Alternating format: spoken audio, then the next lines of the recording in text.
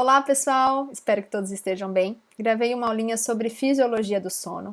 Quero conversar com vocês a respeito de alguns conceitos básicos. Como acontecem as fases do sono, quais são elas e qual a importância de ter um sono de qualidade. Então, espero que vocês gostem. Se você ainda não está inscrito no canal, aproveite para se inscrever, ative as notificações, assim você vai ficar sabendo sempre que eu postar um vídeo novo.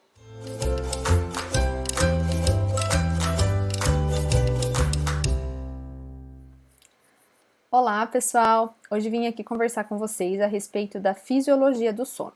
Meu objetivo é demonstrar aqui alguns conceitos básicos sobre esse tema. Em outras aulas, a gente pode aprofundar algum aspecto mais específico. Bom, vamos começar a aula tentando entender o que é sono. O sono é um pouquinho difícil de definir, ou pelo menos de definir de forma simples. Até certo tempo, pensava-se que o sono era simplesmente a ausência de vigília. Era um processo passivo.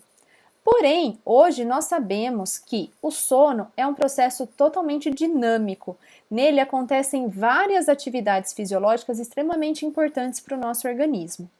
Isso começou a ser entendido um pouco melhor a partir de 1928, quando começaram-se os exames de eletroencefalografia. Até então, simplesmente estudava-se o sono observando o indivíduo dormindo. A partir da eletroencefalografia, começaram então a avaliar as ondas eletroencefalográficas durante a vigília e durante o sono e começaram a perceber que havia diferença entre elas. Mas até então não se entendia muito bem o que era o sono. Para vocês terem uma ideia de como o estudo desse tema é recente, foi só na década de 60 que as fases do sono foram definidas. Até então não eram conhecidas as fases do sono.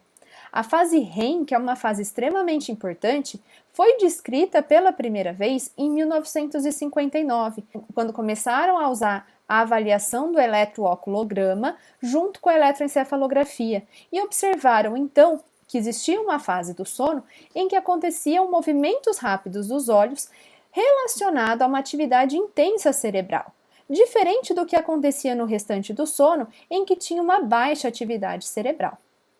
Então começaram a perceber que o sono acontecia na forma de fases, e essas fases aconteciam de forma cíclica, como a gente vai entender daqui a pouquinho na aula. Mas então, o que é sono é um pouquinho complicado de definir. O que a gente sabe? Que o sono é uma característica muito importante de todos os seres vivos, como vocês podem ver nessas imagens. Então, as mais variadas espécies necessitam do sono para ter uma restauração, para ter o descanso, e a gente sabe que a privação de sono leva a muitas consequências.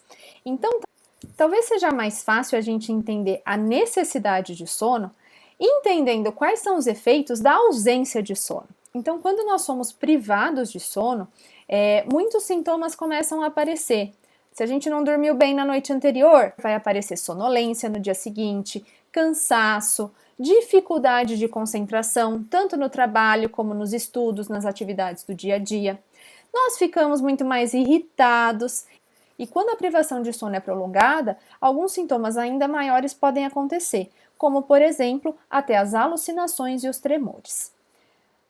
Bom, então já entendemos que o sono é um comportamento dinâmico, não é simplesmente a ausência de vigília, e nesse comportamento dinâmico, muitas atividades estão acontecendo e atividades importantes para o nosso organismo.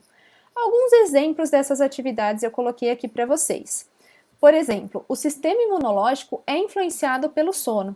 Uma boa qualidade do sono garante uma maior imunidade. Além disso, o sono é extremamente importante para a consolidação da memória, para o aprendizado. É durante o sono REM, por exemplo, que nós consolidamos tudo aquilo que nós aprendemos no dia anterior. Então, ele é extremamente importante para que a gente possa aprender, para que a gente possa memorizar alguns aspectos. Por fim, coloquei aqui para vocês a secreção de hormônios. Então, alguns hormônios são secretados durante o sono e que são extremamente importantes. Por exemplo, o GH, o hormônio do crescimento, ele é secretado durante a fase que a gente chama de N3, que a gente vai entender daqui a pouquinho o que significa. Em crianças que não têm uma boa qualidade do sono podem ter um prejuízo de crescimento consequente a essa alteração da secreção de GH por falta do sono N3. Bom, Vamos começar a entender um pouquinho melhor a fisiologia do sono, como que ele acontece. A gente sabe que o sono, ou melhor, o ciclo vigília-sono, ou seja, estar acordado e estar dormindo, ele acontece ao mesmo tempo que o ciclo claro e escuro. Esse ciclo, então, ele é chamado de ciclo circadiano, porque ele acontece ao longo de 24 horas. Nós temos vários outros fatores que influenciam a ocorrência do sono e da vigília, né? Mas alguns estudos mostram que esse ciclo vigília-sono acontece mesmo se nós estivermos em uma situação de isolamento temporal, em um período de aproximadamente 24, 25 horas, assim como acontece o ciclo claro e escuro. Então, esses estudos sugerem que existe um certo relógio biológico que vai determinar qual é o momento de dormir, qual é o momento de acordar.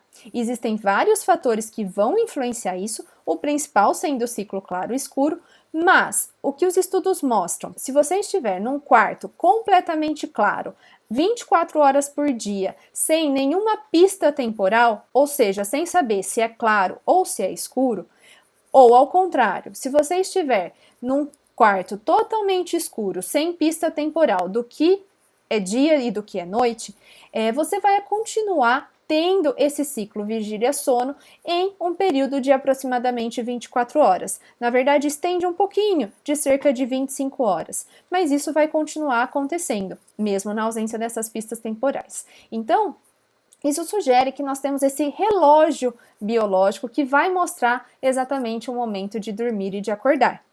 Tanto que, quando um trabalhador é um funcionário de turno, por exemplo, que ele trabalha durante a noite, mesmo trabalhando durante a noite, ou seja, estando em vigília durante a noite, durante o dia ele vai precisar dormir e o sono vai ser desencadeado. Ou um outro exemplo, se nós fazemos uma viagem transmeridiana, que vai mudar o fuso horário.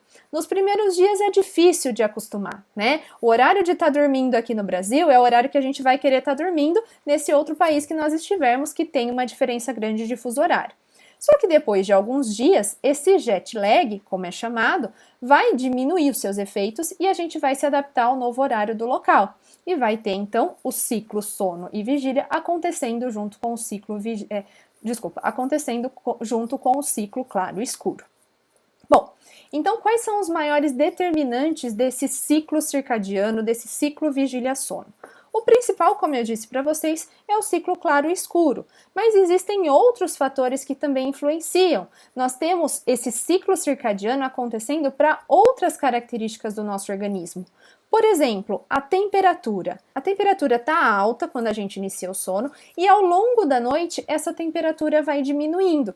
Muito provavelmente porque nossa atividade, os músculos não estão contraindo, a atividade está diminuída, o que diminui a temperatura corporal.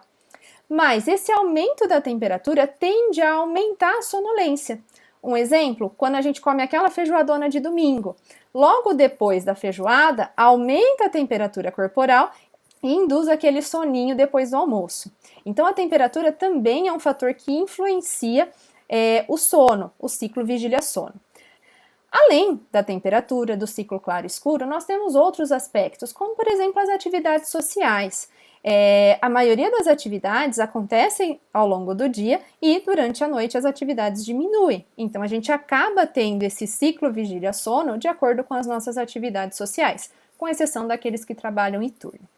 E um outro fator importante, que também está relacionado ao claro e escuro, que eu quero mencionar aqui para vocês, está relacionado à secreção de melatonina. A melatonina é um hormônio secretado pela glândula pineal e a gente tem, então, uma secreção maior de melatonina na ausência de luz. Isso mostra pra gente, então, que é o momento de dormir. Eu não vou entrar aqui nos mecanismos de sono, quais são as atividades neurológicas que estão relacionadas ao sono, que a intenção é fazer só uma aula de conceitos básicos, mas a melatonina é um fator bastante importante. Por isso que a gente tem que deixar o quarto um pouco mais escuro, porque é quando está escuro que vai ter uma maior produção de melatonina e isso vai ajudar a induzir o seu sono. Além disso, importante deixar celular, tablet, computador, televisão de lado próximo ao horário de dormir, porque a luz emitida por esses aparelhos também vão interferir na produção de melatonina, principalmente se tiver a tal da luz azul, né, o comprimento de onda de luz azul, que interfere bastante na produção dessa melatonina. Então, esses são os principais aspectos que vão desencadear o sono, certo? E como que acontece esse sono? Eu já mencionei para vocês no início que o sono acontece na forma de fases, né? E essas fases acontecem de forma cíclica durante a noite. Basicamente, o sono ele é dividido em duas fases. A fase REM, que vem da sigla em inglês de movimento rápido dos olhos, e a fase não REM, que por exclusão é tudo aquilo que não tem movimento rápido dos olhos. A fase REM é conhecida como a fase dos sonhos. Não é só na fase REM que a gente tem sonho, mas na maioria das vezes sim. Tanto que quando eu mencionei aqueles estudos em que foi descoberto o sono REM, que tinha movimento rápido dos olhos, o que eles faziam? Eles acordavam o indivíduo quando ele estava apresentando esse tipo de movimento, o tipo de onda característica do sono REM, e eles conseguiam descrever de forma muito mais vívida, de forma muito mais específica, os sonhos que estavam acontecendo. Já quando eles eram acordados durante a fase não REM, ou seja, quando eles observavam que não tinham movimento rápido dos olhos, eles não existiam, e se existiam eram muito esparsos, eles não tinham tanta clareza em descrever esses sonhos. Então, basicamente, o sono é dividido em fase REM, que é de movimento rápido dos olhos, e fase não REM, que é sem movimento rápido dos olhos.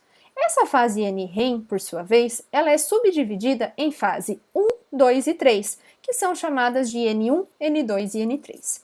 Até pouco tempo, existia uma quarta fase do NREM, que era chamada de N4, mas, devido às características serem muito semelhantes da fase N3 e N4, essas fases foram juntadas, entre aspas, e caracterizadas como uma só, tá? E como que essas fases acontecem ao longo da noite? Essas fases acontecem na forma de ciclos. Então, geralmente, nós começamos a dormir pela fase não REM. Existe uma patologia chamada de narcolepsia, em que o sono se inicia durante a fase REM. Mas vejam que isso é um distúrbio do sono, é patológico. Fisiologicamente, normalmente, o sono é iniciado na fase não REM. E geralmente ele se inicia na fase N1, que é uma fase de transição entre a vigília e sono. Muitas vezes o indivíduo ainda relata que ele consegue escutar o que está acontecendo no ambiente, ele tem uma noção do que está acontecendo, mas já está começando a dormir.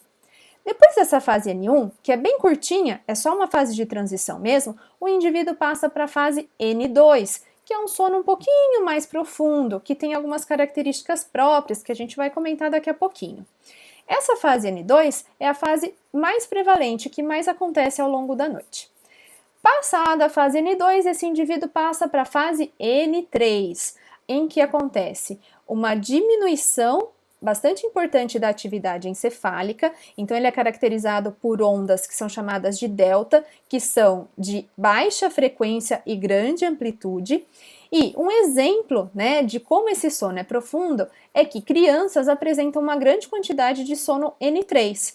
E quando a criança, por exemplo, está numa festinha e dorme, você pode mexer nessa criança, tá barulho, tá tudo, e a criança não acorda, porque muito provavelmente ela está nessa fase N3, que é uma fase de sono profundo.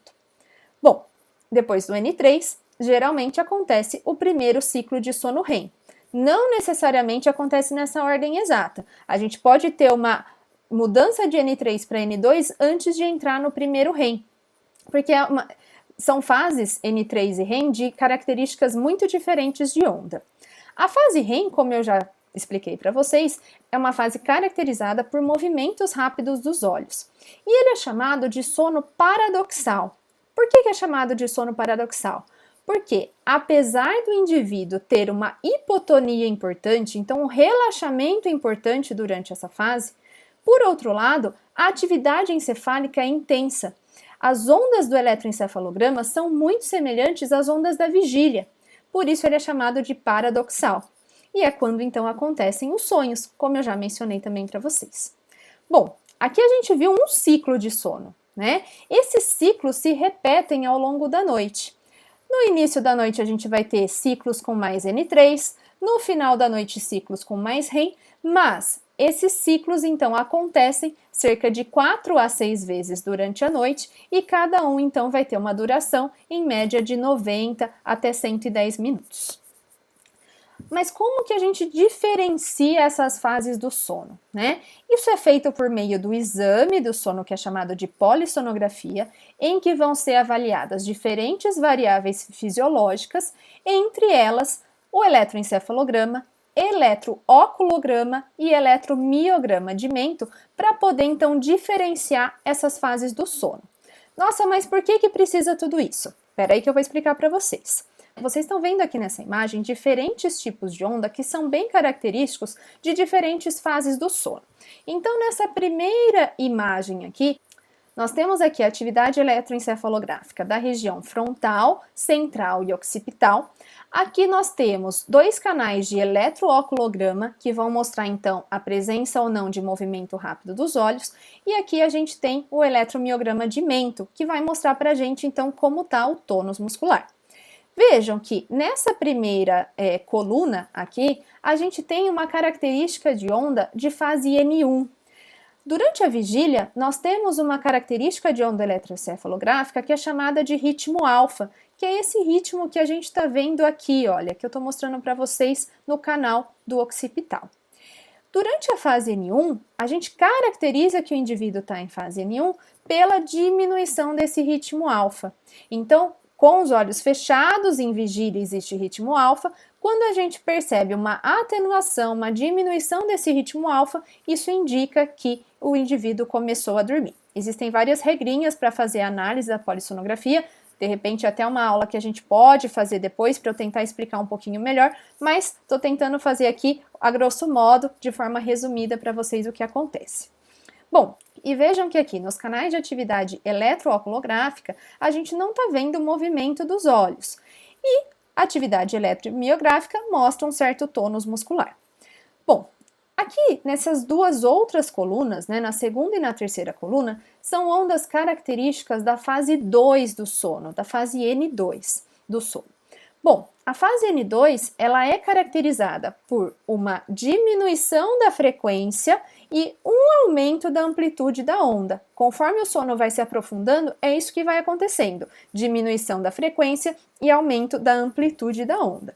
Aqui a gente vê 2 tipos de ondas bem características da fase N2, que são os fusos de sono, que a gente está vendo de forma bem bonitinha aqui onde eu estou mostrando para vocês, e também o complexo K, que é esse tipo de onda que vocês estão vendo aqui. Então, para a gente caracterizar uma época, né, uma tela de sono, quando vai ser feita a análise de polissonografia como fase N2, a gente sempre vai buscar um desses dois ou os 2 elementos do sono. Vejam que aqui a gente também não tem movimento dos olhos e a gente tem ainda uma certa atividade eletromiográfica. Nessa quarta coluna, eu mostro para vocês as ondas lentas, que são bem características da fase N3. Nessa fase N3, eu tenho como principal característica uma baixa frequência e uma grande amplitude. Vejam que são ondas bem amplas, né? E aqui eu ainda tenho uma atividade eletromiográfica, mas eu tenho então essa diminuição da atividade eletroencefalográfica, da atividade encefálica, que é observada por meio então desses canais de eletroencefalografia. E por fim, eu tenho aqui, nesta última coluna, ondas bem características do sono REM. Olha só, como essas ondas são mais semelhantes com a vigília, né, ou com a fase 1 aqui, que seria uma transição da vigília para o sono, do que com a onda característica de diminuição da atividade encefálica. Por isso que eu falei para vocês que o sono REM é chamado de sono paradoxal, porque ele tem então uma alta atividade eletroencefalográfica, mas ao mesmo tempo, olha só a eletromiografia, né? Tá mostrando aqui uma hipotonia, uma diminuição bastante importante do tônus muscular, que é o que acontece durante o sono REM. E por fim, nós temos aqui a atividade eletrooculográfica, em que a gente observa movimento rápido dos olhos. sempre a gente vai colocar o eletrooclograma do olho direito e do olho esquerdo. E o que ele vai mostrar para a gente na fase REM, quando tem um movimento rápido, são essas imagens em espelho, né? Então, as ondas ficam em espelho mostrando que está tendo um movimento rápido dos olhos. Por que então que eu preciso daqueles 3 elementos para diferenciar fases do sono, como eu mencionei para vocês? O eletroencefalograma vai mostrar para a gente a característica da onda, que vai então diferenciar as fases do sono. Mas por que precisa do eletrooclograma e do eletromiograma? Porque só pela característica da onda, a fase REM pode ser confundida com a fase de vigília ou mesmo com a fase N1, porque a característica da onda é muito semelhante. Como que a gente vai diferenciar então que o indivíduo está em REM? Observando o eletrooclograma para ver se tem movimento rápido dos olhos, que não está presente nas outras fases do sono, e observando o eletromiograma para ver se tem uma redução da atividade muscular, bem característica dessa fase do sono. Aqui eu trouxe para vocês um hipnograma. O que é hipnograma? É um gráfico mostrando a distribuição das fases do sono ao longo da noite. Então, falei para vocês que essas fases acontecem na forma de ciclos, que é o que a gente está observando aqui. Como que eu interpreto esse hipnograma? Então, vamos ver aqui, olha, o W significa awake, ou seja, vigília. O R, REM, que a gente vê aqui em cinza, né? A gente está vendo aqui nessa imagem, olha, REM, REM, REM e REM, né? N1, N2, N3, que são as fases do sono não REM que eu já mencionei para vocês. Então, olha o que está acontecendo aqui com esse indivíduo, né? Aqui é o tempo, tá? Então, ele começou a ser avaliado por volta das 22 horas, né? Que está sendo mostrado aqui. E ele estava, então, em vigília. Logo após, ele iniciou o sono pela fase N1, como eu mencionei para vocês, que é o que acontece normalmente. Depois de um breve período, ele já inicia a fase N2, até que ele entra, então, no seu primeiro N3. Logo após, ele faz o seu primeiro REM, que nesse primeiro momento vai ser bem curtinho mesmo. Depois do primeiro REM, ele volta para N1, N2, N3, volta para N1 rapidamente e tem aqui um despertar, o que é normal algumas vezes durante a noite. Depois ele volta para N1 e faz o segundo REM. Volta para N1, desperta por alguns momentos e volta a fazer um novo ciclo de sono e assim por diante. Então, o hipnograma nada mais é do que essa representação gráfica das fases do sono. E aqui a gente tem, então, olha, pensando nas fases do sono, como todas aquelas fases acontecendo ciclicamente, nós temos um ciclo de sono até aqui, outro ciclo de sono aqui, outro aqui e outro aqui. Nessa noite desse indivíduo, houveram 4 ciclos de sono de aproximadamente 90 minutos. E outra coisa que eu quero chamar a atenção aqui para vocês. Se a gente dividir esse hipnograma em 2 metades, ou seja, a primeira metade da noite e a segunda metade mais próximo da manhã, o que a gente observa aqui de diferença? Vejam que na primeira metade da noite a gente tem uma maior quantidade de fase N3. Os N3 são mais longos, né? As fases de N3 são mais longas, enquanto o REM é bastante curtinho nessa primeira metade da noite. Agora, na segunda metade da noite, o que acontece é uma diminuição da fase N3 e um aumento da quantidade de REM. Então, aqueles ciclos acontecem, mas a quantidade das fases de sono em cada ciclo vai mudar ao longo da noite. E tudo isso é fisiológico, é o que é esperado, pelo menos para um adulto jovem, que é o que a gente está analisando aqui, tudo bem?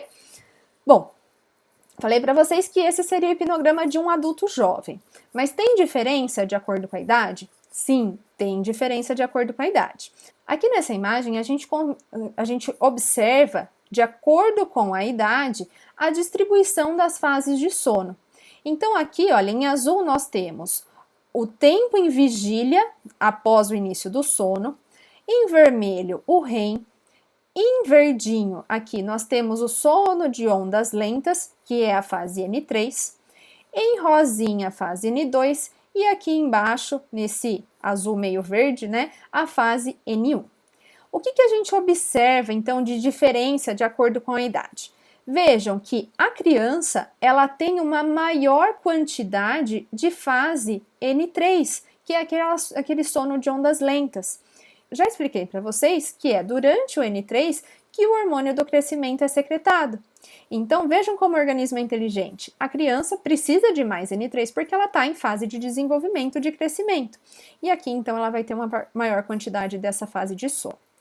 Já o idoso, se a gente vê aqui, olha, depois dos 70 e poucos anos, olha o que acontece com a fase N3. Ela diminuiu muito em quantidade.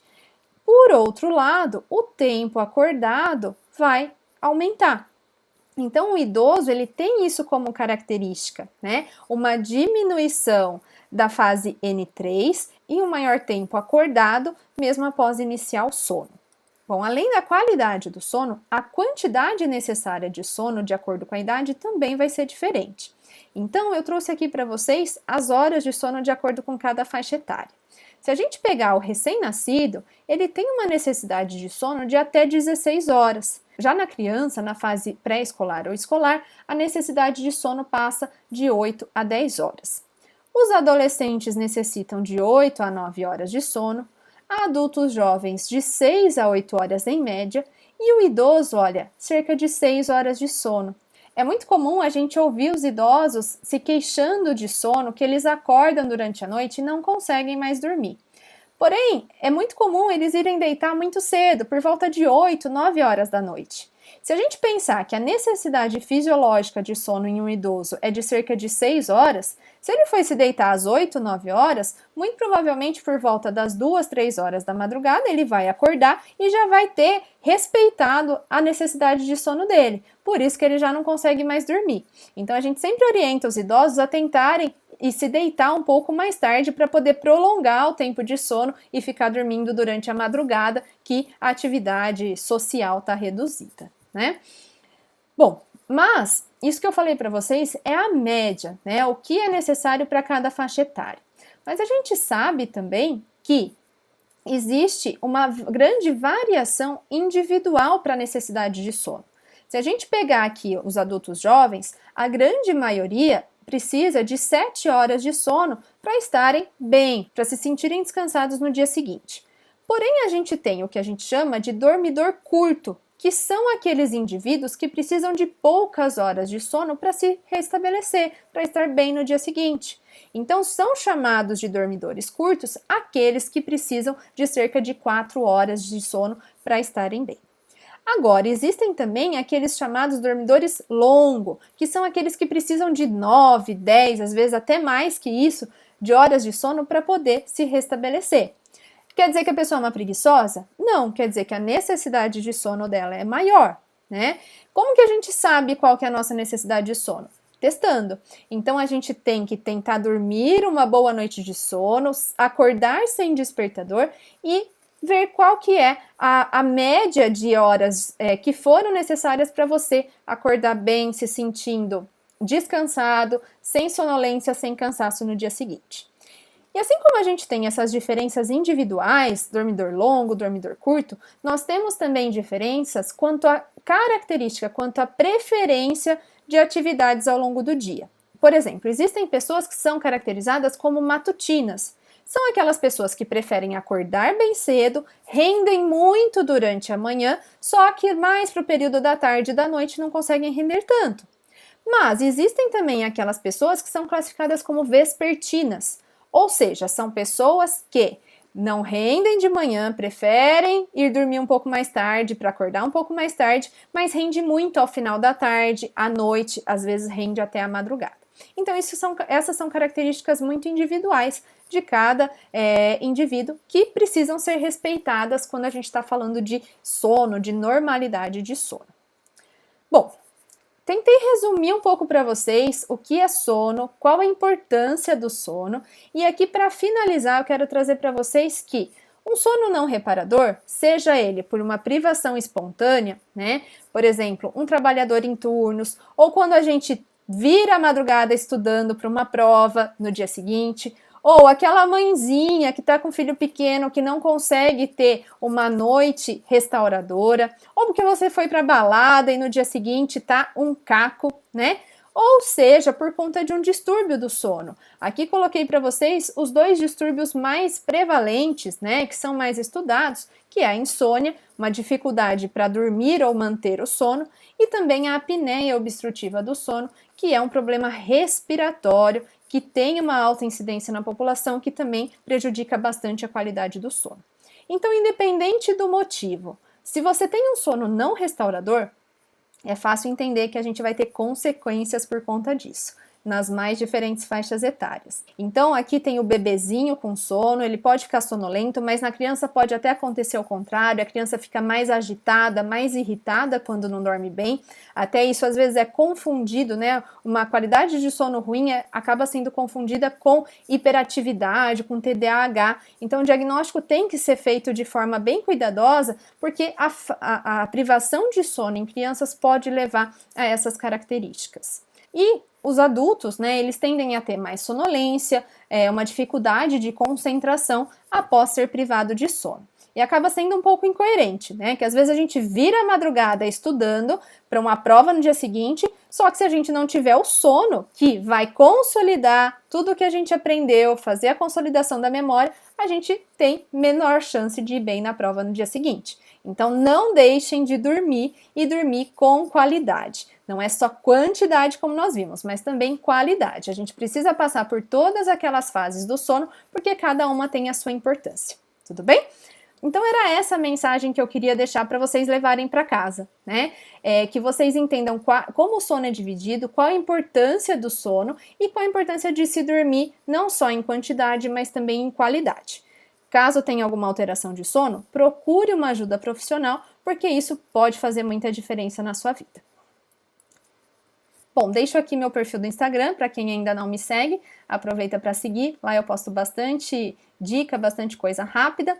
E agradeço você que está aqui até o final assistindo esse vídeo. Aproveita, se você gostou do conteúdo, deixa o seu like e a gente se vê na próxima.